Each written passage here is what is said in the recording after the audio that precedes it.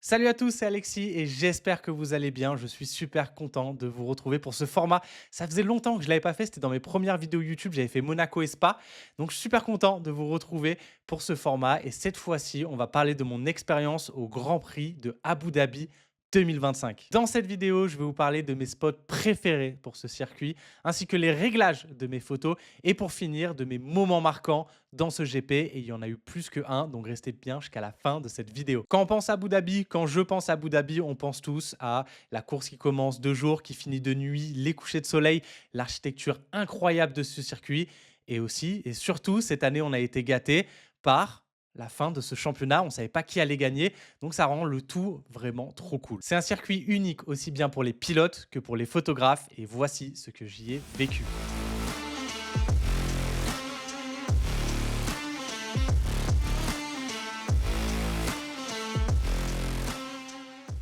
C'était ma première fois sur ce circuit. J'avais super hâte de le faire. Je devais déjà le faire en 2024. Malheureusement, j'ai pas pu.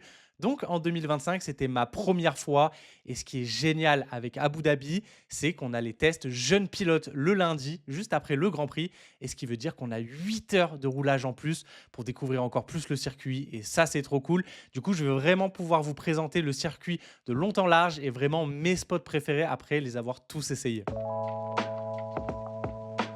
Les premiers spots que je vais vous présenter sont au virage 13, 14 et 15 en extérieur, au niveau de l'hôtel qui se situe en plein milieu du circuit. Et comment ne pas commencer par ce fameux spot, un spot que j'ai toujours rêvé de faire avant d'arriver en Formule 1, c'est celui de l'hôtel en se plaçant du coup au niveau du balcon, à savoir au niveau de l'hôtel, on peut se placer côté intérieur du circuit ou à l'extérieur en hauteur pour vraiment avoir une vue en plongée sur le circuit et avec une architecture tout simplement incroyable. Personnellement, j'ai préféré le côté extérieur et on va voir ça de suite. Et bien évidemment, ma première photo, c'est avec cette architecture magnifique, une photo prise au 16 mm. Évidemment, j'étais obligé d'y aller avec mon plus grand angle. Je ne pouvais pas y aller seulement avec le 24. J'ai essayé, mais honnêtement, le 16, c'est totalement incroyable. Et j'ai également fait une deuxième photo en verticale, cette fois-ci au 10 mm que Canon m'a prêté sur place pour vraiment avoir le plus d'architecture possible. Malheureusement, la lumière n'était pas au top à chaque fois, mais le spot est quand même trop cool. La deuxième photo, toujours au 16 mm, c'est lorsqu'on photographie la partie droite de l'arche. Vous voyez le petit pont, ça va être notre point de repère droite-gauche. Vous allez voir, c'est super simple. Dans cette photo, on peut apercevoir la continuité de la piste ainsi que les yachts à droite et à gauche. C'était vraiment cool.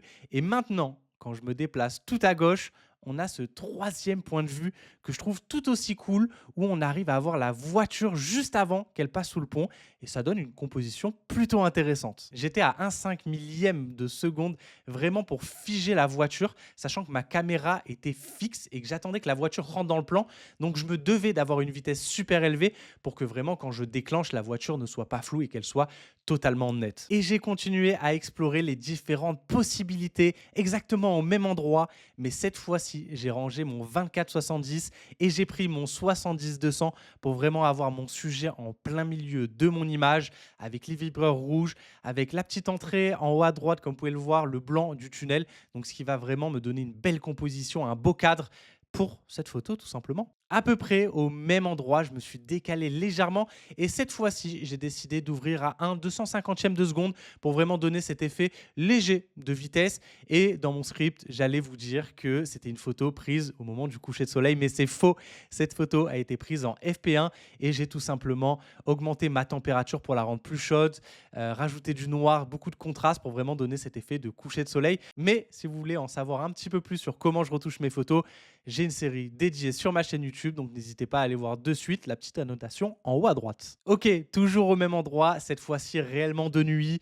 J'ai pas fait une fausse nuit, ne vous inquiétez pas. Et c'est pour ça que tout simplement, on peut voir dans mes réglages que je suis à 1/4 de seconde pour un grand filet, très artistique comme je les aime et à f10. Donc il fallait quand même ouvrir un petit peu vu que je fais rentrer énormément de lumière en un quart de seconde.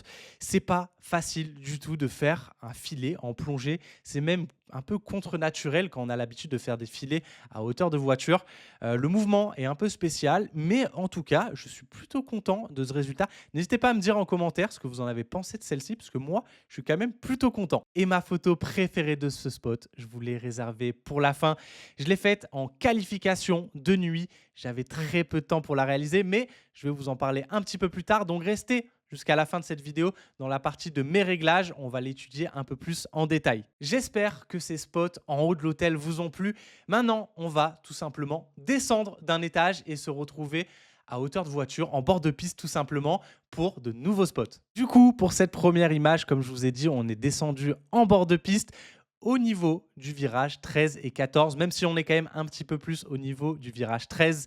C'est un spot que je rêvais de faire avec le coucher de soleil qui tombe pile poil dans la tribune. Le soleil n'est resté que quelques instants parfaitement dans l'arche, donc il fallait vraiment trouver le bon spot. Il fallait naviguer entre les différentes fenêtres de photographes, même si on n'avait pas réellement, on shootait à travers le grillage. Mais en tout cas, c'était un petit peu compliqué de le trouver au début, mais au final, je ne vais pas vous mentir, c'est pas un spot super compliqué à trouver. Et une fois qu'on l'a trouvé, les photos sont exceptionnelles. En tout cas pour moi, n'hésitez pas à me dire ce que vous en pensez en commentaire. Au niveau de la retouche, j'ai quand même un petit peu accentué le côté orange pour le coucher de soleil et j'ai remonté légèrement l'exposition de la voiture pour la mettre un peu plus en valeur. Maintenant, imaginez prendre cette photo exactement au même endroit, mais en baissant votre caméra pour faire disparaître les tribunes. Imaginez une petite seconde ce que ça pourrait rendre et tout de suite, ça rend ça. Et voilà le résultat et personnellement, j'adore surtout avec le reflet du coucher de soleil sur les murs de pneus qui était juste devant la fenêtre photographe, les grillages comme vous voulez et je trouve ça magnifique. Et la prochaine photo est au même endroit, mais cette fois-ci, j'ai essayé de baisser la vitesse en 1/5 de seconde. Autant vous dire, j'avais pas mal de déchets dans ma sélection, mais je suis plutôt super satisfait de ce rendu artistique avec le coucher de soleil qui m'aide vraiment pas mal pour avoir cet effet de silhouette et vraiment voir en fait les lignes de la voiture qui sont épousées par la lumière. On va dire ça comme ça. C'est un peu compliqué d'expliquer ces photos artistiques, mais en tout cas, le coucher de soleil m'a énormément aidé pour cette photo. Et je suis plutôt content. Comme vous pouvez le voir, j'ai dû monter à f32 car il y avait énormément de lumière qui rentrait avec le 1/5 de seconde. Je devrais peut-être investir dans un filtre ND à l'avenir, mais ça, on verra. Et pour finir ce spot, une dernière photo. Une photo que je voulais vraiment faire à tout prix depuis longtemps et j'ai jamais eu trop l'opportunité et là c'était parfait et comme vous pouvez le voir c'était pour que le soleil épouse parfaitement la silhouette de la voiture sur le côté gauche et qu'on ait un jeu d'ombre-lumière que je trouve plutôt cool. Donc voilà, c'était une photo que je voulais faire et je vous l'ai quand même mise dans la sélection. Et pour finir, cette zone de spot, oui j'appelle ça une zone de spot car je vous ai présenté énormément de spots dans une zone, donc au final ça fait sens. On se retrouve au virage 14 et 15. Donc, pour finir cette zone de spot, encore une fois, deux spots que j'adore au niveau du virage 14 et 15. Cette première a été prise à la sortie du virage 14 au 24 mm. J'en ai testé au 16 mm quand même, mais au final, je préfère avoir une composition au 24. On a un petit peu moins de grillage sur la gauche, donc c'est quand même cool. Comme vous pouvez le voir, une lumière magnifique en fin de journée. Ça, c'était pendant les tests, du coup, le lundi après la course avec l'architecture tout simplement incroyable de ce W Hotel. Honnêtement, je ne sais pas comment j'arriverai à m'en lasser un jour. N'hésitez pas à me dire en commentaire ce que vous en avez pensé, mais attendez un petit peu dans les 2-3 prochaines photos. On va vraiment bien voir l'architecture et ça fait clairement partie d'un de mes spots préférés, tout circuit confondu. Cette fois-ci, exactement au même spot, un 8 millième de seconde. Ah oui, je voulais vraiment le figer ce spot quand Hamilton passait. On est cette fois-ci exactement au même endroit, mais au 86 mm, pour vous montrer qu'en restant exactement au même endroit, en utilisant une fois une focale à 24, puis une focale à 86, on peut obtenir un résultat totalement différent. Et du coup, en continuant un peu plus loin au niveau du virage 15, en fait, il y a une passerelle pour passer de l'intérieur à l'extérieur du circuit. Et là, on a une vue magnifique sur l'hôtel. En plus, j'ai eu de la chance, il y a un avion qui est passé au même moment, donc ça me fait penser un petit peu à une photo de carte postale. Malheureusement, c'était en FP1, si je dis pas de bêtises, et comme je vous avais dit un peu plus tôt dans la vidéo, en fin de session, le ciel s'est un petit peu dégagé, ce qui était cool, mais malheureusement, comme vous pouvez le voir, ça reste extrêmement nuageux. Ça ruine un petit peu le côté gauche de mon image, avec, vraiment ce côté rouge comme vous pouvez le voir, au niveau des yachts, là où les gens marchent. Voilà, un peu compliqué à expliquer, mais je pense que vous voyez, je suis un peu déçu de ce côté gauche de l'image, mais le côté droit, je le trouve génial. Vraiment un décor de carte postale. N'hésitez pas à me dire ce que vous en pensez en commentaire. Et pour les 2 dernières photos de ce spot, on est juste en dessous de la passerelle, littéralement avec une lumière beaucoup plus sympa, car là, j'y suis allé le lundi, comme celle d'Hamilton qu'on a vu il y a quelques secondes, si vous vous en rappelez bien. J'adore ce spot. On a un côté un petit peu vert qu'on perd un petit peu sur ce circuit, vu qu'on est techniquement dans le désert. Donc les palmiers viennent rajouter cette petite couleur un peu verte, vachement cool, qui se marie super bien avec le côté orangé du coucher de soleil et surtout le bleu du ciel et l'architecture en fond. Super fan de cette photo, j'en perds mes mots. Un 3200e de seconde pour vraiment figer le moment. Je voulais vraiment le rendre un peu immortel dans le temps, si je peux dire ça comme ça. Et la deuxième photo, exactement au même endroit, mais à un 40e de seconde. Toujours pour vous montrer un comparatif de ce que ça donne un spot en fixe et un spot quand je fais défiler. Je trouve plutôt cool. On arrive quand même un peu à reconnaître l'architecture en fond. Ma netteté, elle est vraiment top. Pourquoi? Parce que c'est vraiment le casque qui est mis en avant. Bien évidemment, dans un virage, on ne va pas pouvoir avoir toute la voiture, car en fait, pour avoir un filet parfaitement net sur la voiture, il va falloir qu'on soit parfaitement aligné avec, donc aligné perpendiculairement. Horizontalement? Non, perpendiculairement, ouais, exactement. Donc, il faut être perpendiculaire, tout simplement, pour avoir un filet parfait, pour que la voiture soit nette de l'arrière au devant. Donc là, dans ce cas-là, la voiture ne peut pas être parfaitement nette. Donc, le fait que ce soit le casque qui soit net, c'est ça qui va rendre la photo cool. C'était un peu une longue explication. Mais voilà, cette première zone de spot est terminée. N'hésitez pas à me dire déjà lequel a été votre préféré et surtout si vous avez une photo préférée. Ma deuxième zone de spot préférée se trouve au niveau du virage 1, 2 et 3 en extérieur. Et un petit bonus que moi j'adore, c'est la sortie de pit lane à Abu Dhabi qui est très spéciale. Et on va voir ça de suite avec la première photo. Et on commence directement par cette fameuse sortie de pit lane. Cette pit lane est unique en son genre car les voitures vont passer en fait dans un tunnel sous le virage 1 et du coup on va avoir l'opportunité de les shoot en contre-plongée et en fin de journée, cette fois-ci, j'ai pas trafiqué le ciel. On se retrouve vraiment en FP2 et on arrive à avoir cette voiture qui se détache avec le ciel. Malheureusement, pendant la F1, du coup pendant le week-end normal, il y a encore les installations derrière, comme vous pouvez le voir, la sorte de grille, le grille en l'air, non, je sais pas. Bon, comme vous pouvez le voir à gauche de l'écran, c'est pas top top et au-dessus de la voiture non plus, on a quand même des petits déchets. Alors que pendant les tests, là, c'est complètement vide et malheureusement, j'y suis pas allé pour la voir. Mais bon, c'est pas grave, ça fera des photos pour l'année prochaine. Alors, ça paraît pas du tout comme ça, mais cette photo est extrêmement dure à prendre. Pas par sa technicité, car techniquement, vous allez dire, ben, Alex, t'attends juste que la voiture sorte de la pit lane. Oui, mais non, en fait, parce qu'on est en contre-plongée, on n'entend pas quand les voitures arrivent et surtout, en fait, on est contre un muret et il y a énormément de photographes.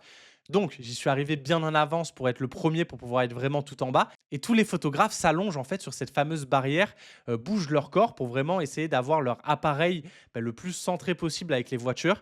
Et donc, moi qui étais tout derrière, j'ai dû me pencher encore plus que les autres. Et comme je vous ai dit, on ne sait pas quand une voiture va arriver. Donc, je suis littéralement resté dans une position très, très inconfortable pendant plus d'une quinzaine de minutes pour avoir le plus de voitures possible. Et bien sûr, j'attendais Hamilton qui sorte et je l'ai eu. Donc, je suis quand même super content. Car bon, au-delà du fait que ce soit une belle photo, assez simple dans la réalisation, je l'ai mérité et j'ai vraiment souffert à ce moment-là. Donc, je suis super content et n'hésitez pas à mettre un like sous cette vidéo juste pour cette photo, s'il vous plaît. Et dans la continuité, une fois que la voiture commence à descendre, on peut vraiment avoir des photos avec le casque en gros plan. Et ça, vous le savez, j'adore. Donc voilà, tout simplement. Et ensuite, on passe dans la continuité. Donc la voiture s'engage pour aller dans le tunnel et ressortir de l'autre côté. Et juste avant qu'elle passe sous ce fameux tunnel et qu'elle ressorte et que je ne la vois plus, ben, j'ai eu ce shot magnifique avec la réflexion du coup rouge qui vient se refléter sur le mur. La photo est parfaitement cadrée. J'adore en fait le fait que ma photo soit encadrée par le sujet à gauche et la fin de la voiture à droite et qu'on voit le casque en plein milieu avec pas mal de sponsors visibles. Donc ça peut être une photo quand même très bien utilisée, par exemple pour des sponsors ou même pour la presse. Donc vraiment cette petite série là, de l'enchaînement en 3 frames. Donc bon, j'ai dû prendre une trentaine de photos pour avoir ces 3 photos, mais quand même plutôt content. Et comme vous avez pu voir, mes réglages sont restés les mêmes, 2 millième de seconde pour vraiment figer le sujet au maximum. Donc, plutôt sympa. Ensuite, un autre exemple, du coup, vous avez vu Hamilton juste avant. Et cette fois-ci, du coup, c'est quand je me décale encore un petit peu plus à droite et on a vraiment la voiture, en fait, elle fait un gauche-droite. Donc, tout à l'heure, Hamilton, on l'avait quand il faisait un gauche, donc là où on allait le perdre. Et ensuite, la voiture refait un droit. Et j'adore cette photo par le cadrage. Le cadrage où, du coup, la voiture est vraiment entre les deux murs, ou parfaitement cadrée. Les roues, l'aileron, tout rentre juste avant qu'elle ressorte. Malheureusement, au niveau de l'édit, je suis peut-être pas le plus satisfait, mais en tout cas, en termes de cadrage, je suis plutôt content de cette photo. Et on va partir sur la dernière photo. En remontant pour partir au niveau du virage 2-3, j'ai vu qu'on pouvait avoir la voiture du coup au 24 millimètres comme ça qui descend, qui s'engage dans la pit lane avec une nouvelle fois ce ciel magnifique. Les tribunes, malheureusement, le ciel était un peu couvert. On était toujours la journée du vendredi avec la FP1 et la FP2.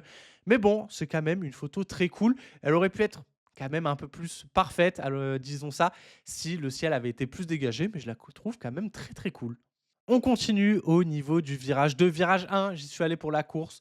J'ai pas eu des superbes photos, donc c'est pour ça que je vous la présente pas dans cette vidéo. Peut-être qu'on fera une édition 2 de Abu Dhabi l'année prochaine et que j'aurai des superbes photos au virage 1. Mais en tout cas, nous, on va parler de cette photo et comme vous pouvez le voir, elle est un petit peu originale. C'est la première fois sur ma chaîne et même c'était la première fois pour moi que je faisais une photo avec un filtre étoile que j'avais acheté pour l'occasion. J'étais au Qatar juste avant. J'ai vu beaucoup de photographes utiliser ça pour avoir un peu d'originalité. Je me suis dit, allez, pourquoi pas. Donc, vendredi matin, avant les essais libres, je suis allé m'en acheter un et je suis plutôt content du rendu avec toujours ce coucher de soleil, avec des petits nuages, mais quand même cool. Et cette photo enfilée en 1/250e de seconde, juste suffisamment pour donner ce petit effet de vitesse que j'apprécie tout particulièrement. Au même endroit, mais cette fois-ci de dos, avec les palmiers et le coucher de soleil en fond. Cette fois-ci, elle a été prise le lundi. En fait, c'est un spot que j'ai vu tout le long du week-end, que d'autres photographes avaient posté le vendredi soir après la FP2. Et je me suis dit, OK, celle-ci, il me la faut. Et une petite particularité de cette photo, même mon ami Hydro Julien n'a pas su me dire pourquoi cette lumière verte à l'arrière de la voiture. Donc, par chance, ça matche bien avec le fait que c'était la stake. Donc, voilà le petit rappel du vert. Donc, une photo plutôt sympa. Et d'ailleurs, si en commentaire, vous savez pourquoi une lumière verte, n'hésitez pas à me le dire. Mais en tout cas, la silhouette des palmiers et ce ciel très orangé, oui, je l'ai peut-être un petit peu accentué, mais je la trouve plutôt très chouette. En continuant un peu dans le virage, cette fois-ci avec les voitures de face à la sortie du virage 2, du coup en montée, il va y avoir comme une petite bosse, j'imagine. Je ne suis pas pilote, j'ai jamais roulé sur circuit, mais du coup les voitures font énormément d'étincelles. Par chance, je suis arrivé, j'ai shoot une dizaine de voitures et j'ai eu 2-3 étincelles. Donc voilà, je vous en propose une. 1/1250e de seconde car j'avais vraiment envie de figer des étincelles. J'en ai pas eu énormément non plus cette saison. Donc voilà, c'était l'occasion. Il n'y en a pas non plus des masses des étincelles. Mais je trouve ça plutôt cool, même si le décor n'est pas top. Le rappel du rouge Ferrari avec le rouge du sponsor Lenovo, avec le petit bleu en avant au premier plan, je trouve que cette photo est plutôt sympa. Et au niveau du virage 3, les voitures faisaient énormément d'étincelles. Comme vous l'avez vu dans la photo précédente, la Ferrari en faisait. Et nous voilà avec cette photo de Lewis Hamilton en 1/100e de seconde. Du coup, toujours le lundi avec ce magnifique coucher de soleil. Honnêtement, Abu Dhabi rime avec coucher de soleil. Littéralement, les photos sont incroyables. Honnêtement, je ne sais pas comment je pourrais m'en lasser à un moment donné. Mais on passe sur la photo juste après. Je suis descendu un petit peu dans le virage 3. Et là, avec la voiture de face, les palmiers toujours un petit peu en silhouette, ce coucher de soleil. Bon, un petit peu trop cramé. Le ciel, il n'est pas parfaitement homogène. On était quand même pas totalement à l'heure du coucher de soleil. On était encore un petit peu avant que le ciel soit parfaitement orange. Ok, le soleil était encore dans le ciel. C'est pour ça que du coup qu'on a une partie beaucoup plus éclairée que l'autre.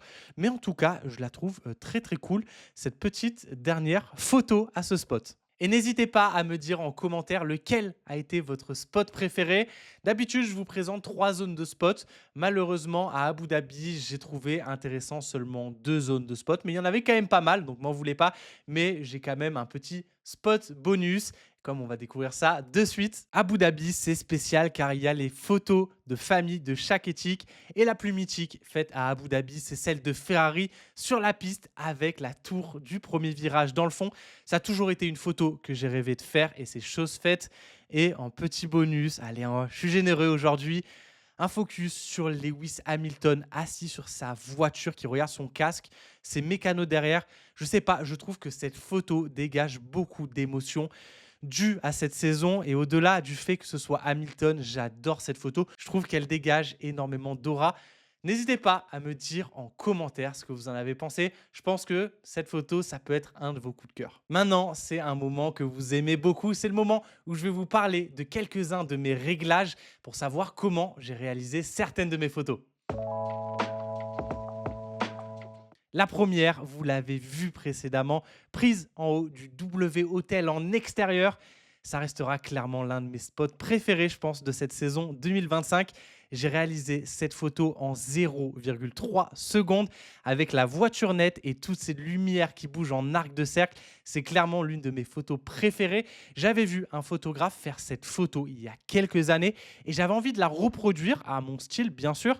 Donc, pour la réaliser, c'était extrêmement dur dans un premier temps de comprendre, mais dans la prise de vue, le filet était compliqué à réaliser. Pendant environ 80% du filet, on va dire 80-85%, bon, c'est un peu approximatif, mais on fait souvent au feeling. En fait, j'ai dû suivre la voiture pour qu'elle soit le plus nette possible. Et comme je vous avais dit, en hauteur, c'est pas simple. En fait, le mouvement, c'est un peu pas naturel en fait de baisser sa caméra de haut en bas pour suivre une voiture.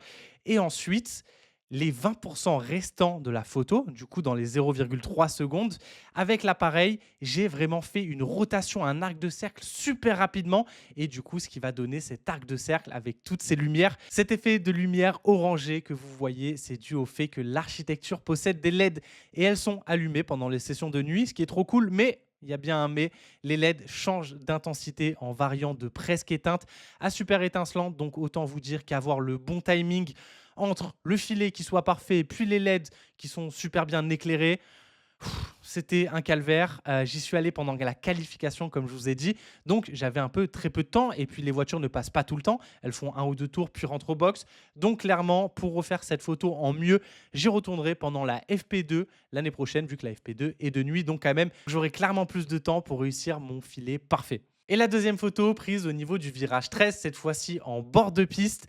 Je vous l'ai montré précédemment, c'est une photo qui a été prise en 1/2000 de seconde et c'est pas simplement pour figer ma voiture car techniquement elle rentre dans un virage donc sa vitesse n'est pas très élevée et j'ai pas techniquement besoin d'être à une vitesse aussi élevée, 1/2000 de seconde pour la figer, même si vous commencez à me connaître et que j'adore avoir la photo parfaitement nette avec le casque bien net et tout. Mais là, c'était vraiment pour accentuer cet effet de contre-jour. Comme vous pouvez le voir, je suis à 2,8, donc je fais rentrer un maximum de lumière. Aussi, le 2,8, c'est pour avoir ce mur de pneus très flou et avoir la lumière du coucher de soleil qui se reflète tout simplement dessus. Donc voilà, vous avez un peu mes explications pour cette photo. Et donc, j'ai augmenté cette vitesse une nouvelle fois pour pas cramer mes hautes lumières et pour garder une lumière très douce. Et maintenant, pour la dernière partie de cette vidéo, on va parler de mes moments marquants. Pour mon moment marquant du week-end, si vous suivez la Formule 1, vous savez que la bataille pour le championnat se jouait encore. Et c'est bien sûr Lando Norris qui a remporté. Et cette première photo que je vais vous présenter, c'est au moment où il fait ses donuts. Du coup, une fois que Norris a franchi la ligne de départ arrivée, qu'il est devenu champion du monde, il a fait un tour de décélération avant de venir se placer sur la grille au niveau du panneau 1. Et c'est un peu mythique de faire des donuts à Abu Dhabi. Malheureusement, si vous l'avez vu à la télé, les donuts n'étaient pas si impressionnants pour une raison simple, c'est que Norris n'avait pas envie d'abîmer en fait la planche qui était sous sa voiture et qui aurait pu le faire disqualifier. C'est pour ça qu'il a été un petit peu timide. Il a fait seulement 2 donuts et assez loin des photographes comparé aux photos de Hamilton en 2024. J'avoue, j'étais un petit peu déçu, mais j'ai toujours rêvé d'en avoir. C'est chose faite, même si c'est pas les meilleurs donuts de l'histoire, on va pas se mentir. C'est quand même cool et surtout, vous avez pu le voir, il y a toute une série de donuts où je finis au 10-20. En fait, j'avais préparé mon deuxième appareil, du coup, avec le 10-20 pour vraiment avoir ce donut devant moi. Malheureusement, il n'a pas été fait. Heureusement, d'ailleurs, que j'ai gardé mon 70-200 sur mon deuxième boîtier pour avoir les premières photos que vous avez vues. Mais surtout, mon moment préféré, et vous savez que j'adore ça, les célébrations dans la pit lane. Donc, Norris, il a célébré avec son équipe dans la pit lane. Malheureusement, McLaren a mis un nouveau système en place où, du coup, ils mettent des sortes de barrières devant pour que les photographes ne s'approchent pas trop pour une question de sécurité.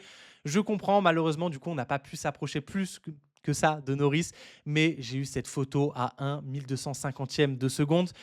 Pourquoi je ne suis pas monté plus haut? Parce que d'habitude, j'aime vraiment figer ces moments. Malheureusement, il faisait déjà très sombre, il faisait nuit. J'ai monté un petit peu les ISO, mais je voulais pas non plus trop de grains. Mais je trouve que cette photo est tout simplement magique. On ressent vraiment l'émotion. Et je vais vous laisser en profiter avec cette série d'images qui arrive.